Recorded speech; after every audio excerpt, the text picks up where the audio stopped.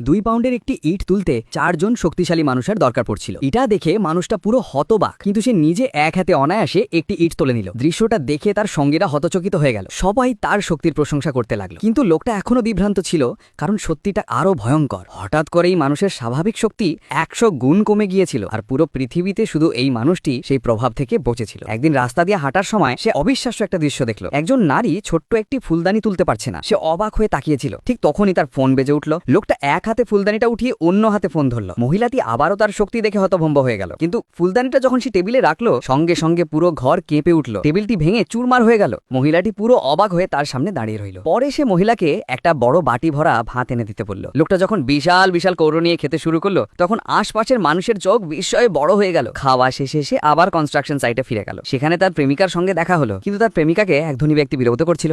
এটা দেখে লোকটা রাগে ফেটে পড়লো, কিন্তু ধনী লোকটা ছিল প্রফেশনাল বক্সার, তাই সে লড়াইয়ের বদলে পিছু হটলো। কিন্তু বক্সারটা থামলো না। রাগে সে 1 কিলোর একটি ইট তুলে লোকটার দিকে ছুঁড়ে মারতে গেল, কিন্তু ইটটা তার হাতেই ভারে চেপে গেল। সে নিজের ভারসাম্য হারিয়ে মাটিতে পড়ে গেল। ঠিক সেই মুহূর্তে লোকটার প্রেমিকা বিস্ময়ে তার দিকে তাকালো আর হাঁটু গেড়ে বসে তাকে বিয়ের প্রস্তাব দিল। সাবস্ক্রাইব করে রাখুন, কারণ পরের অংশ খুব শীঘ্রই আসছে।